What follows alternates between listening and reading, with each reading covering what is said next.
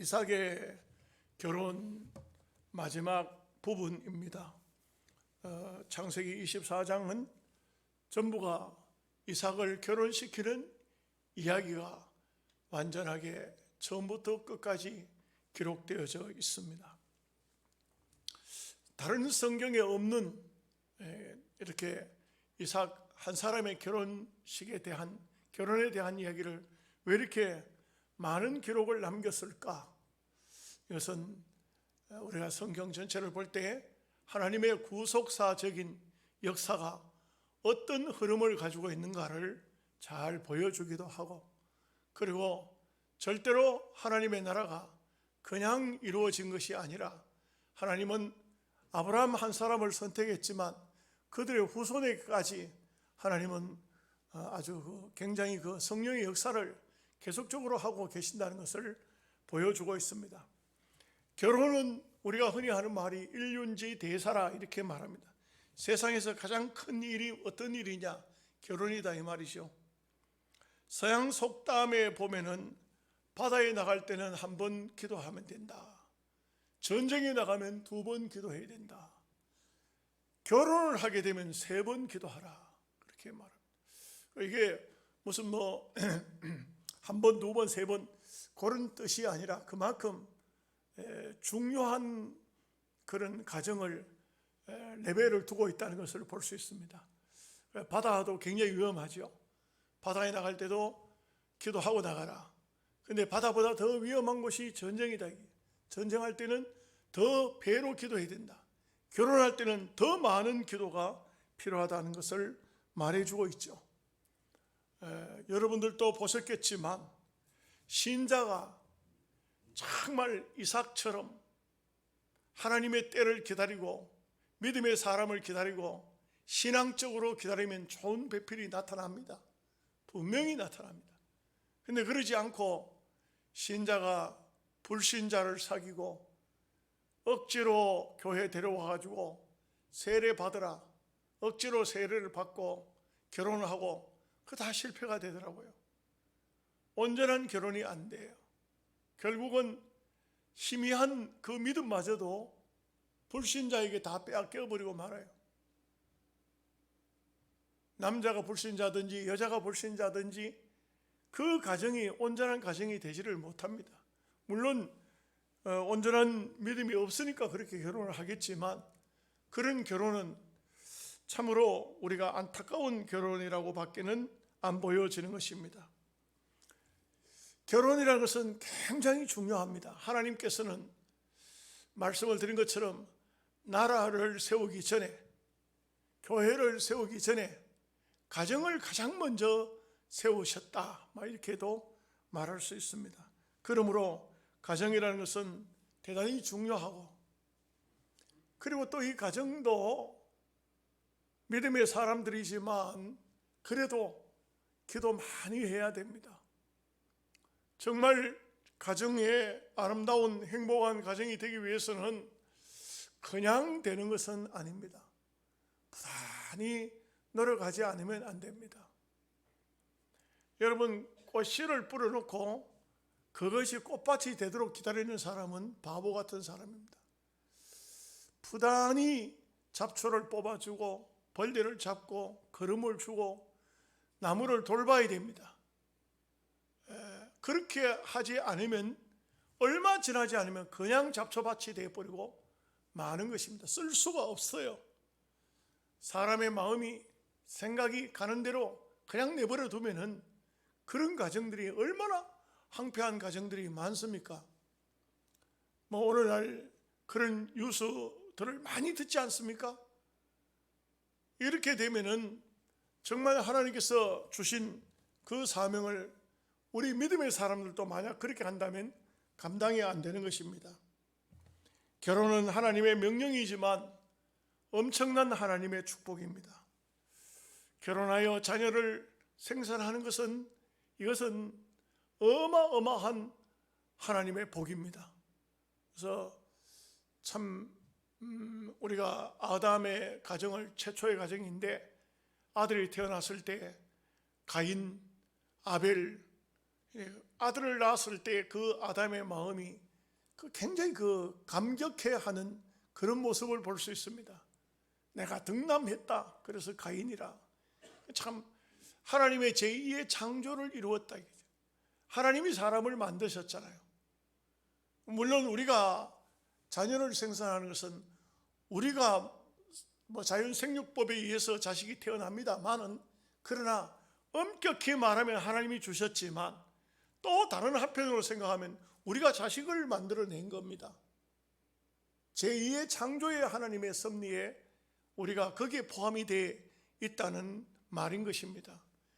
대단히 중요하죠.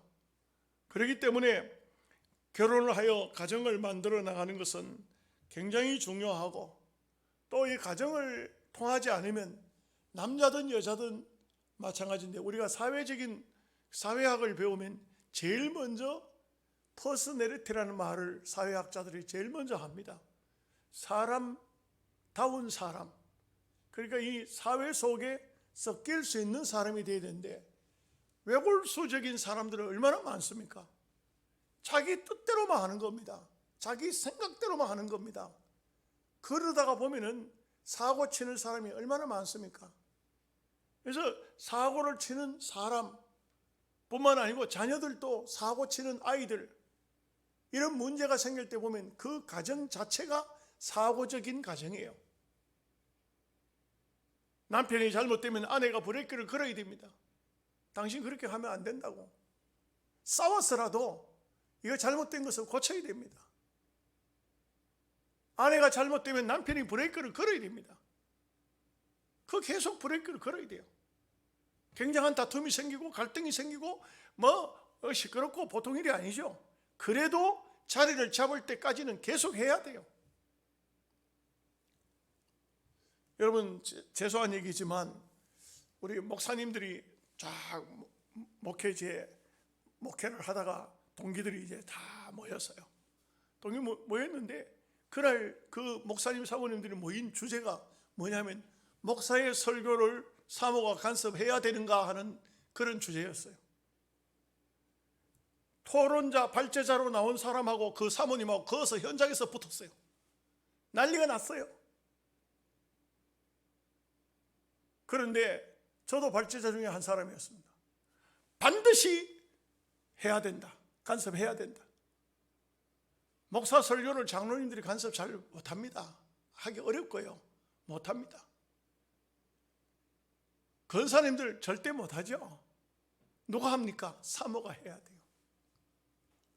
목사의 설교를 사모가 간섭하지 않으면 그 목사는 절대 옳은 목회자가, 옳은 설교자가 될 수가 없어요.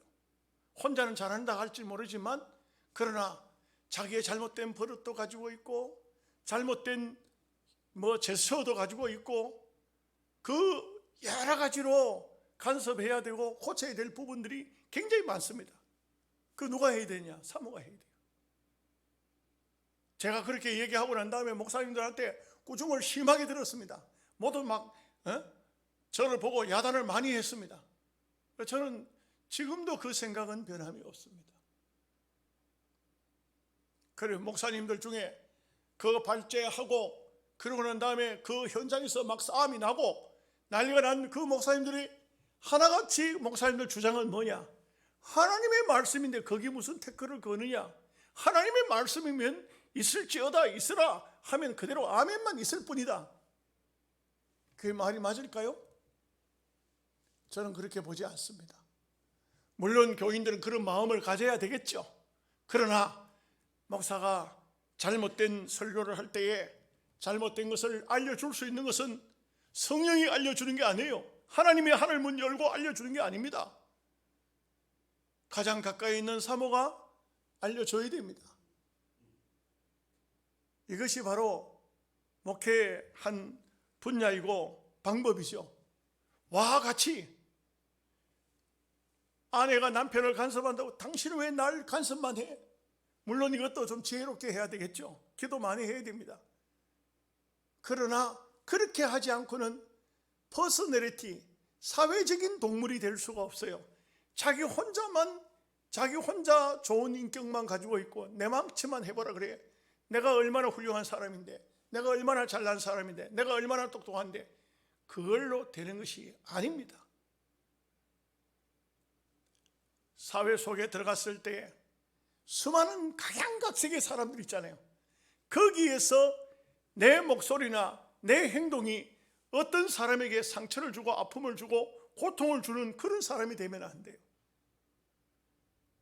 우리는 이 사회 속에 들어가서 옳은 사람이 되려고 하면 내 말로 인해서 물론 때로는 아픔이 되기도 할 수도 있겠죠. 그러나 격려가 되어야 되고 위로가 되어야 되고 축복이 되어야 되고, 그리고 한마디로 말해서 나의 말이 사람들에게 유익이 되어야 돼요. 그렇지 않은 것은 그걸 왜 안 되느냐 하면은 가정이 없는 거예요. 혼자 디비져 자다가 일어나서 세상 속에 들어가서 지 마음대로 하는 거예요. 자기 마음대로 하는 거예요. 자기 행동대로 하는 거예요. 그리고는 자기가 하는 것을 내가 어떤데, 내가 뭐가 잘못됐는데, 이런 사람은 자기가 무엇이 잘못된 줄도 모르는 거예요.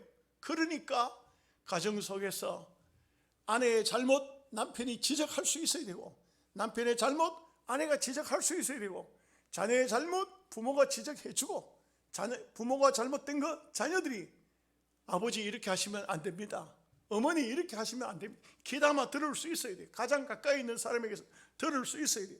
그래야만 결혼은 참으로 아름다운 사회를 가꾸어 나가는 하나의 모판이에요. 모판.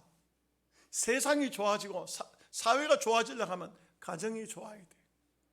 이게 굉장히 중요한 것입니다. 그렇기 때문에 성경은 이 이삭의 결혼이 어떻게 됐는가, 처음부터 24장을 읽어보면 쫙 마지막까지 너무 아름답게 짜여져 있어요. 결혼할 사람들은 다시 한번 창세기 24장을 읽어봐야 돼요. 어떻게 이 결혼이, 이삭의 결혼이 이루어지고 있는지.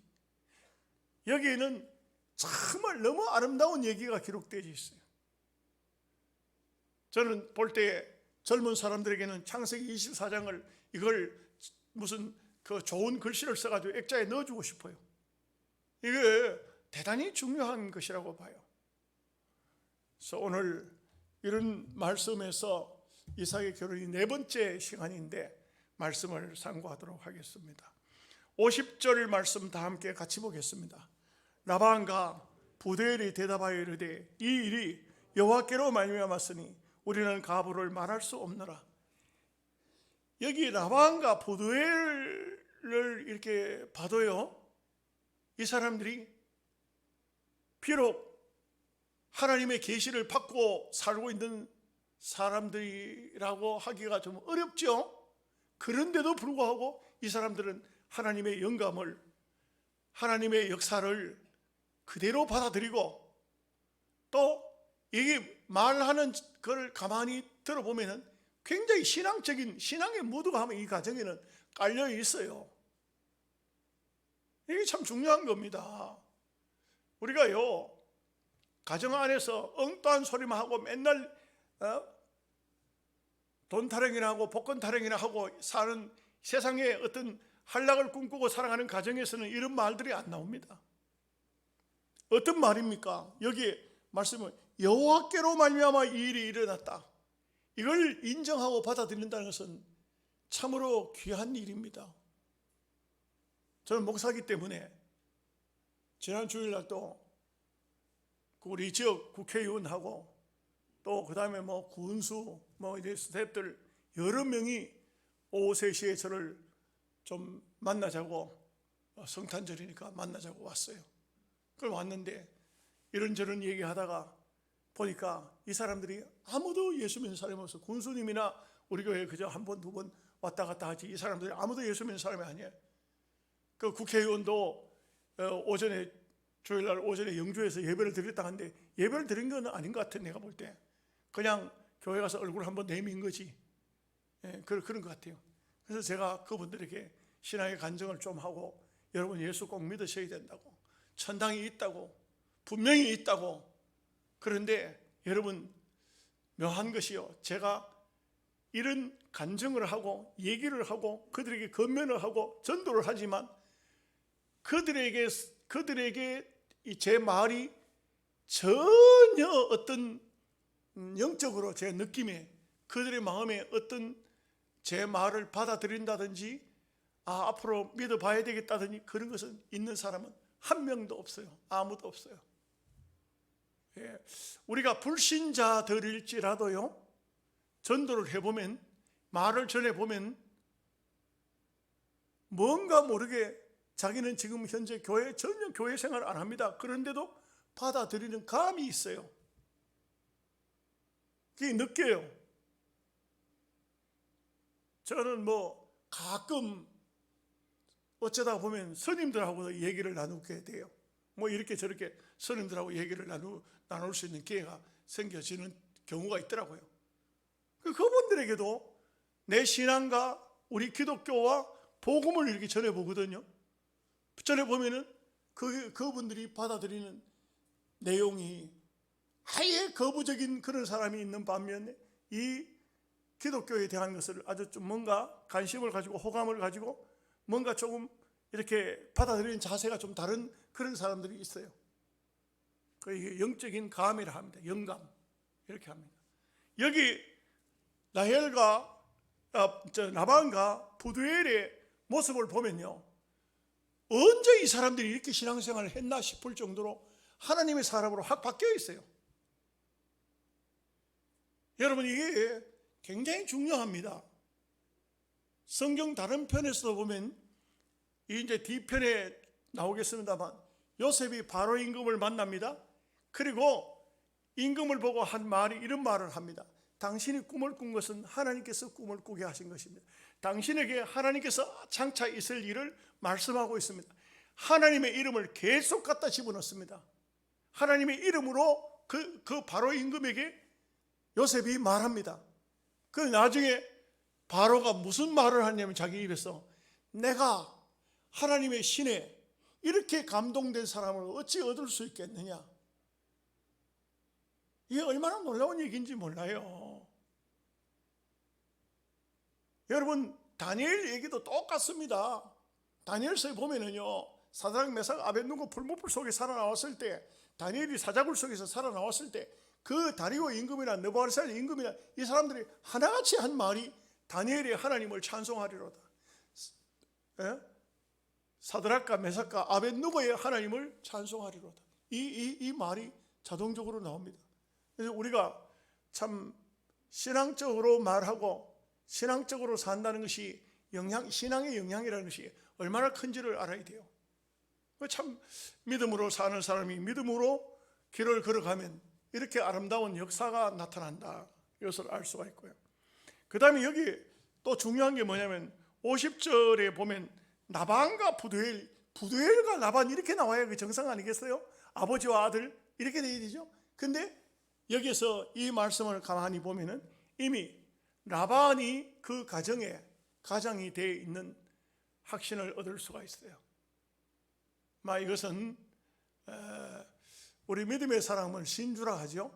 이 가정을 이끌어 나간 사람이 나반이다, 이것을 알 수가 있습니다. 자, 이제 51절 말씀 보겠습니다. 느부갓가 당신 앞에 있으니 데리고 가서 여호와의 명령대로 그를 당신의 주인의 아들의 아내가 되게 하라.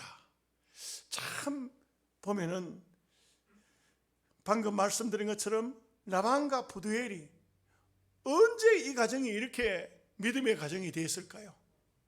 나중에 보면 이 가정에서 야곱이 나중에 그 이삭에게서 에서와 야곱이 태어나죠. 야곱이 도망을 갈 때 다시 이 가정을 가셨습니까? 가서 이 가정에서 그 야곱이 라헬과 레아와 결혼하게 되죠. 결혼하게 됩니다. 그러니까 라반의 두 딸 결혼하게 됩니다. 그럴 때 라헬이 그 가정을 이제 야곱이 20년 살면서 많은 재산을 얻어서 이제는 고향으로 복귀해 올 때 이 라반이 따라왔잖아요. 따라왔는데 그거 보면 그때 드라빔이라는 우상이 있었어요. 이 가정이 정상적인 여호와 하나님을 섬기는 가정은 아니에요. 계통은 정말 아브라함의 계통이지만, 계통이 아브라함의 계통입니까? 옆가지겠죠. 옆가지. 그렇지만 이 사람들이 하나님을 그렇게 잘 섬기는 그런 가정이 아니었어요. 그런데도 불구하고 여기에 보면은 이 엘리에셀이라는 종 한 사람이 이 가정에 가서 얼마나 믿음의 영향력을 끼쳤는지 몰라요. 신앙인의 영향력이라는 것은 이렇게 큰 것입니다. 이렇게 귀한 거예요. 우리 예수 믿는 성도들이요, 그냥 하나님, 예수님, 주여 한번 부르는 것도 이 얼마나 영향력이 있다는 것을 알아야 돼요. 우리 신앙인은요, 우리의 말 한마디 한마디가 얼마나 하나님의 역사에 귀한 역사를 일으킨가 하는 것을 잊어서는 안 됩니다. 자, 52절 말씀, 52절, 53절 말씀 같이 보겠습니다.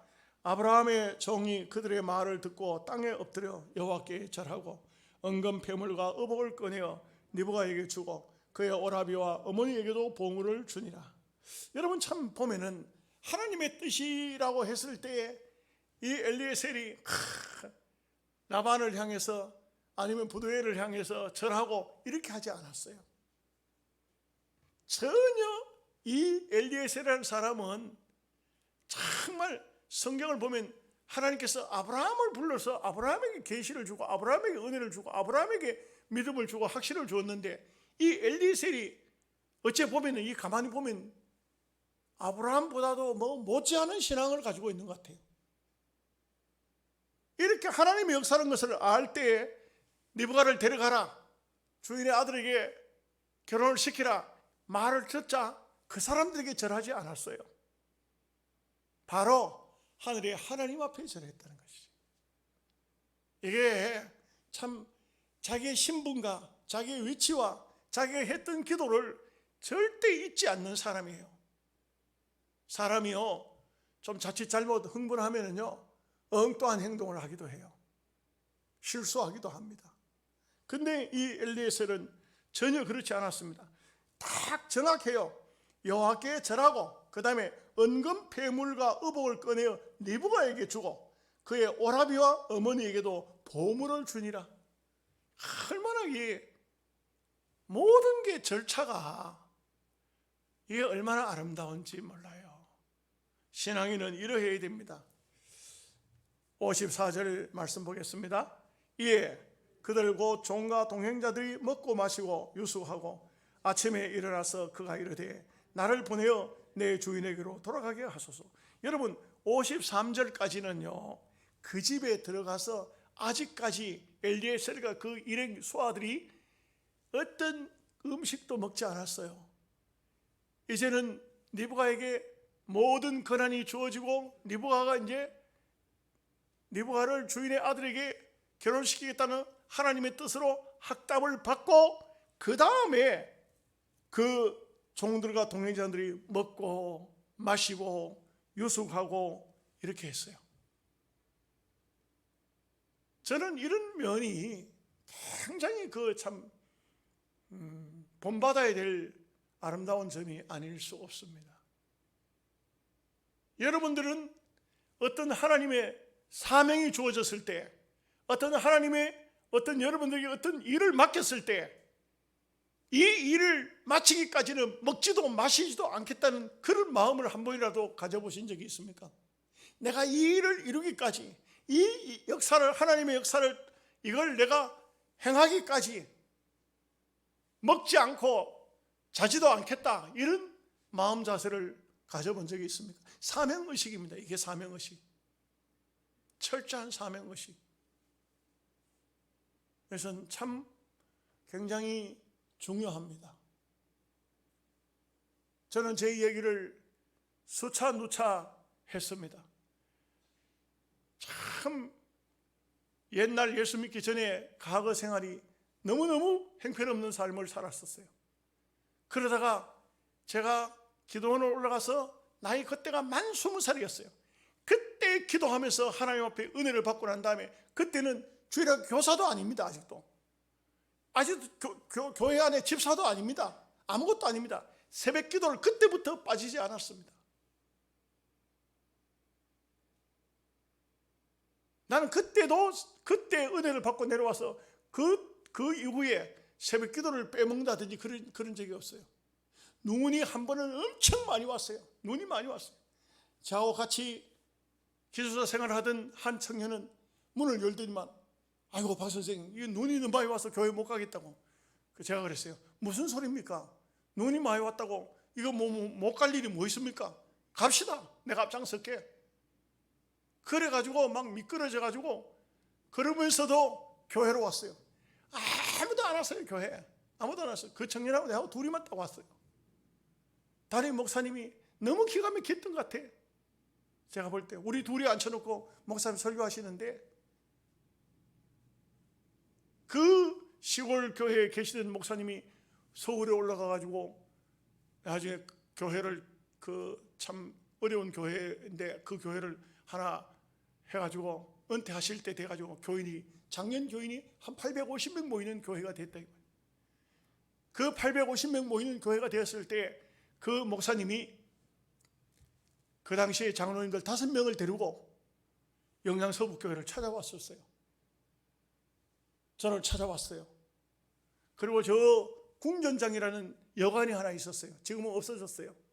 거기에 머물면서 전화가 왔어요. 우리 집으로. 박 목사, 우리가 교회 장로님들하고 여기 왔으니까 저녁에 좀 나오라고. 제가 올라갔어요. 장로님들이 이런 말 저런 말 물어봐요. 그리고는 벌써 자기네끼리 뭔가 결정이 됐어요. 뭐라고 하냐면, 박 목사, 내가 은퇴할 날이 얼마 남지 않았는데 서울에 교회 와서 목회할래? 물으시는 거예요. 왜요?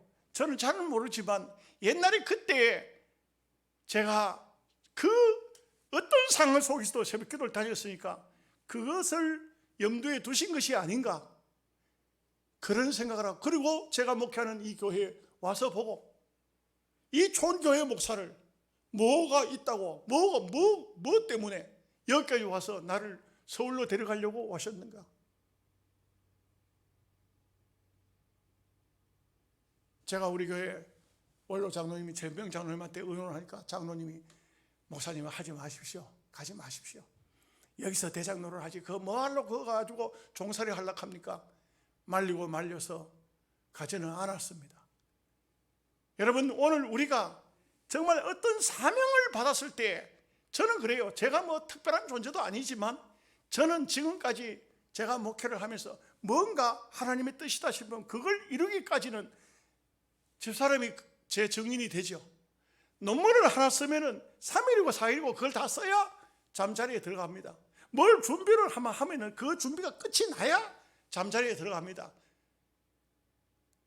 그래서 집사람이 저를 보고 별명을 붙이기를 야곱 같은 사람이라고 그렇게 말을 했는지도 몰라요. 뭔가 하나 맡겨졌으면 맡겨진 일은 끝을 내야 됩니다. 어떤 경우라도 이거는 끝을 내야 됩니다. 아무리 힘들어도, 극단적으로 말하면 죽는 나이에서도 하다가 죽어야 됩니다. 여러분, 이 신앙이라는 것은 오늘 엘리에셀에게서 참 우리가 많은 것을 배울 수가 있습니다. 절대 여러분들이 저의 자랑으로만 듣지 마십시오. 자랑하려고 이런 얘기 절대 안 합니다. 말라고 합니까? 하나님의 역사를 이루고자 하는 사람의 마음 자세가 어떠해야 되는가, 이것을 말씀드리고자 하는 것이죠. 55절 6절 말씀 같이 보겠습니다. 느부갓의 오라버니와 그의 어머니가 이르되, 이 아이로 하여금 며칠 또는 열흘을 우리와 함께 머물게 하라. 그 후에 그가 갈 것이니라. 그 사람이 그들에게 이르되, 나를 만류하지 마소서. 여호와께서 내게 형통한 길을 주셨으니 나를 보내어 내 주인에게로 돌아가게 하소서. 여러분, 참 또 다시 한번 말씀드립니다. 이 엘리에셀은 절대 인정에도 끌리지 않았어요.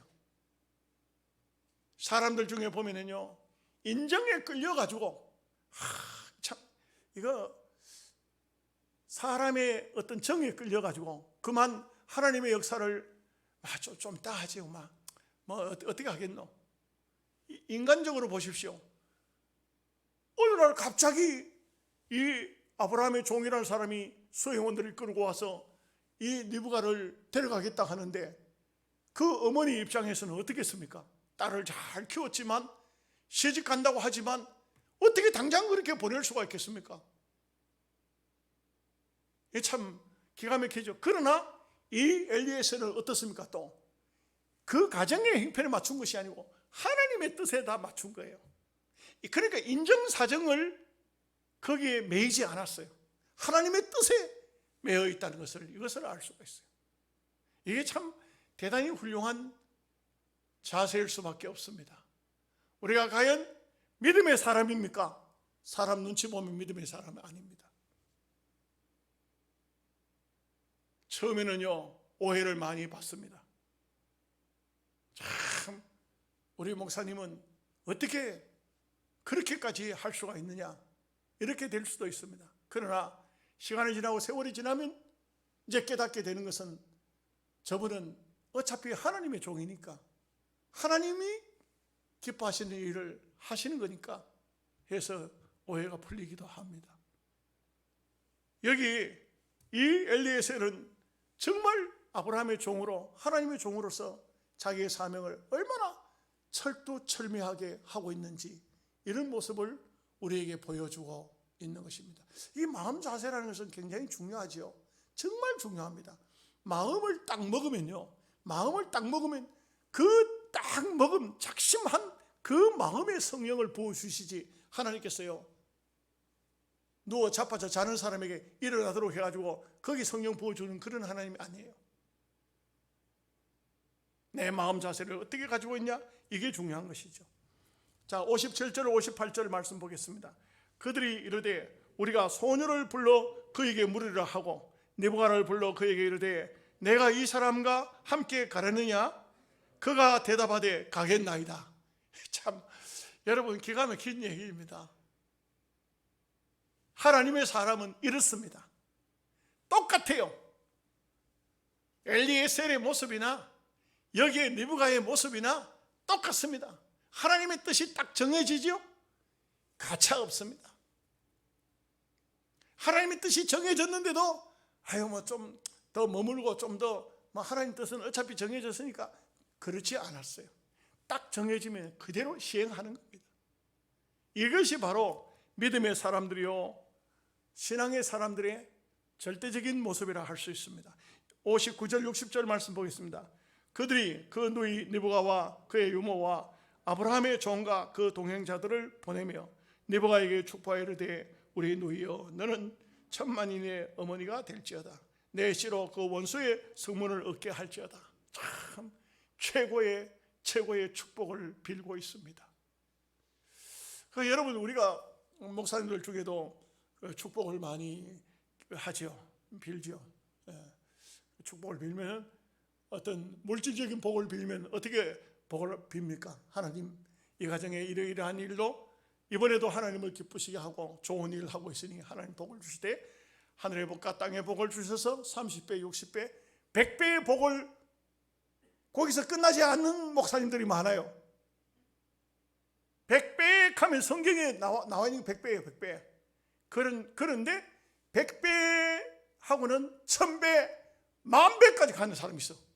10,000배까지 받아놓으면 그 집에 쌓아놓을 자리도 없는데. 왜요? 이것은 마음에서 할 수 있는 말은 할 수 있는 축복은 다 빌고 싶은 거야. 아멘 하십니까? 솔직히 목사가 어떤 가정을 위해서 기도하지 않습니까? 다 기도는 못해요. 새벽마다 여러분의 가정을 다 기도는 못해요. 특별히 무슨 병이 나서 병원에 입원해서 수술을 했다든지 또 어떤 가정에 또 어떤 자녀들 문제가 생겼다든지 또 무슨 사업장에 문제가 생겨 기도를 목사한테 부탁하든지 하면은 기도할 때 어떤 가정에는 하나님 반드시 그 가정에 하나님 복 주셔서 이번 이 문제 해결해 주실 줄로 믿습니다. 붙들고 그 가정을 붙들고 안 나아요. 그런 가정이 있어요. 여기에 바로 이 느부갓을 보내는 그 가족 식구들의 마음이 여기에 딱 담겨져 있어요. 이거 지금 오늘 우리도 신앙인이면 이거 다 경험해요. 여러분들도 그렇잖아요. 다 이런 경험 하시죠? 여러분들도 그렇게 기도하시잖아요. 네, 기도하면 이런 기도를 하도록 되어 있어요. 저도 오늘 또 어떤 권사님 병상에서 말도 못하던 분이 전화가 왔는데 이제 마을 문이 열려서 전화가 온 거죠. 제가 전화로 축복 기도를 하면서 간절히 기도하는데 기도하니까 막 그다음에 또 그분이 우느라고 그냥 우느라고 그냥 기도가 듣는지 마는지 막 그래. 근데 사람이라는 것은 다 영물이에요. 육신만 가지고 있는 게 아니에요. 영과 육이 있는 거예요. 그래서 우리가 참 축복을 할 때도 보면 축복이 어떻게 보면 어떻게 말이 좀 이상할지 모르지만 그냥 축복이 막 나가는 거예요. 목사 입에서 막 축복하고 싶은 사람이 있어요. 이것이 바로 하나님께서 성령의 감동을 주실 때 일어나는 일들이라 이렇게 볼 수가 있는 것입니다. 61절에 63절까지 보겠습니다. 느부갓가 일어나 여자 종들과 함께 낙타를 타고 그 사람을 따라가니 그 종이 느부갓을 데리고 가니라.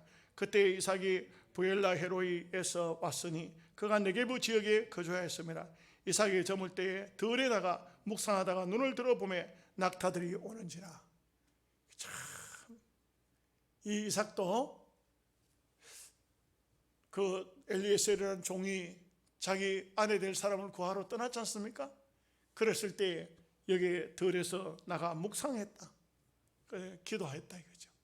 기다렸다는 거죠. 하나님 뜻이 어떻게 될까 기다리고 있었다. 얼마나 간절한 마음으로 기다렸겠어요. 얼마나 걸렸겠습니까? 낙타를 몰고 저 라반의 집까지 거리는 학자들의 계산을 해보더니만 가는 길 한 달, 오는 길 한 달, 두 달의 시간이었기 때문에 이렇게 이삭이 기다리다가 드디어 맞이하게 됩니다. 자, 64절 65절 말씀 보겠습니다. 느부갓가 눈을 들어 이삭을 바라보고 낙타에서 내려 종에게 말하되 들에서 배회하다가 우리에게로 마주오는 자가 누구냐? 종이 이르되 이는 내 주인이니이다. 느부갓가 너울을 가지고 자기 얼굴을 가리더라. 참 이 느부갓의 자세도 아름답습니다. 한마디로 말하면 얼마나 아름다운 마음 자세인지 모릅니다. 자, 마지막 66절 67절 말씀. 종이 그 행한 일을 다 이삭에게 아뢰매 이삭이 느부갓을 인도하여 그의 어머니 사라의 장막으로 드리고 그를 맞이하여 아내로 삼고 사랑하였으니 이삭이 그의 어머니를 장려한 후에 위로를 얻었더라. 이렇게 이삭의 결혼이 성립이 되어졌습니다. 막 이런 모습, 이런 면을 보면은 참 믿음의 사람은 믿음의 한 가정을 이루어 나가기 위해서 참 믿음의 사람을 만나 한 가정을 이룬다는 것은 얼마나 귀한 일인지, 얼마나 귀한 축복인지. 우리가 이삭이라는 사람은 저 고대의 사람이지만 그러나 이 가정을 지금도 믿음의 눈을 떠서 보면 자연적으로 너무나도 아름답구나, 너무나 신앙적이구나, 너무나 복되구나. 여러분들은 이렇게 예배 시간에 나와서 이 성경을 그냥 공부만 하니까 그렇지만 저는 이 말씀을 공부하면서 이 말씀을 설교를 해야 되기 때문에 많은 책을 봐야 되고 많은 학자들의 글들을 읽어보지 않습니까? 감동이 너무 밀려와요. 정말 이래야 되는구나, 이래야 되는구나, 믿음의 가정이 이래야 되는구나, 이렇게 믿음의 가정을 형성해야 되는구나, 이 하나님의 구속사적인 역사를 이렇게 이루어야 되는구나. 막 성령의 감동이 얼마나 밀려오는지 몰라요. 여러분들의 가정에도 여러분의 자녀들과 여러분의 후손들에게도 이와 같은 성령의 역사가 여러분들에게 충만하시기를 주님의 이름으로 축복합니다. 아멘. 기도하겠습니다.